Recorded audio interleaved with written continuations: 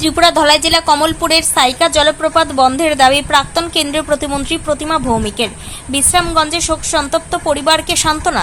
ত্রিপুরা ধলাই জেলার কমলপুর মহকুমার অন্তর্গত সাইকা জলপ্রপাত সাধারণ পর্যটকদের জন্য অবিলম্বে বন্ধ করার জন্য ত্রিপুরা সরকারের কাছে জোরালো আর্জি জানিয়েছেন প্রাক্তন কেন্দ্রীয় প্রতিমন্ত্রী তথা বিজেপি নেত্রী প্রতিমা ভৌমিক।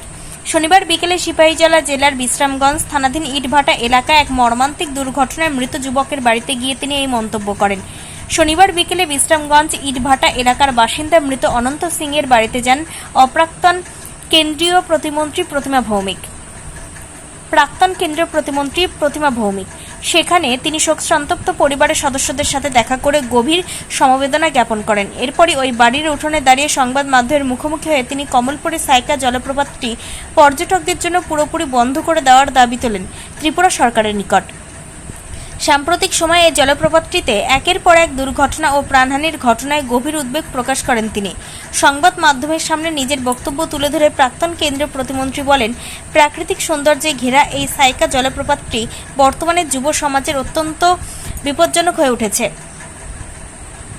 সেখানে প্রয়োজনীয় সুরক্ষা ব্যবস্থা না থাকায় প্রায়শই দুর্ঘটনা ঘটছে এবং বহু তাজা প্রাণ অকালেই ঝরে যাচ্ছে। তাই সাধারণ মানুষের নিরাপত্তার স্বার্থে ত্রিপুরা সরকারের উচিত অবিলম্বে এই পর্যটন কেন্দ্রটিতে সাধারণের প্রবেশ নিষিদ্ধ করা। বিশ্রামগঞ্জের ইটভাটা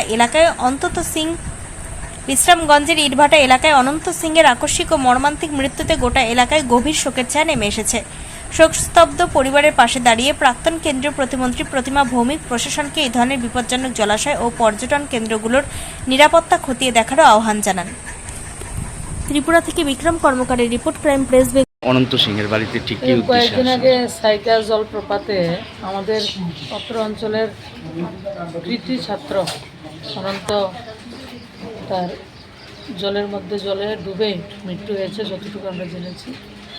তার পরিবারের সঙ্গে দেখা করার জন্য এসেছি। তার পরিবারকে সান্ত্বনা দেওয়ার ক্ষমতা আমাদের কাছে নেই, ভাষা আমাদের কাছে নেই। ভগবান ওনার যে ছেলে ওনার আত্মার প্রতি কামনা করছি এবং তাদের পরিবারকে পরমেশ্বর পরমাত্মা ওনাদেরকে শান্তি দেবেন সেটা। আর আপনার চ্যানেলের মাধ্যমে আমার রাজ্য সরকার এবং পর্যটন দপ্তরের কাছে বিনম্রভাবে অনুরোধ, সাইকাতে জলপ্রপাতে অনেক ধরনের দুর্ঘটনা সংঘটিত হয়েছে।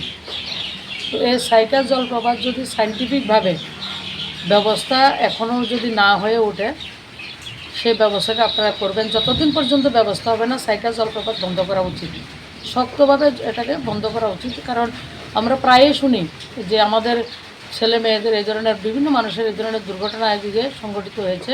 আমার সরকারের কাছে বিনম্র অনুরোধ, সে সাইকা জলপ্রপাতটা যতদিন পর্যন্ত এটা ব্যবস্থা হবে না ততদিন পর্যন্ত এটাকে বন্ধ রাখা উচিত। ম্যাডাম, অনন্তর বাবা উনিও হার্টের রোগী, মানে ওনার পরিবারের পাশে বা ওনার চিকিৎসা ওনার পরিবারের আমাদের তো যে এনডিআরএফ বা এসডিআরএফের যে প্রাকৃতিক দুর্যোগের মোকাবেলা যেটা হয় এটার মধ্য থেকে একটু ব্যবস্থা থাকে, সরকারি ব্যবস্থা সেটা নিশ্চয়ই হবে।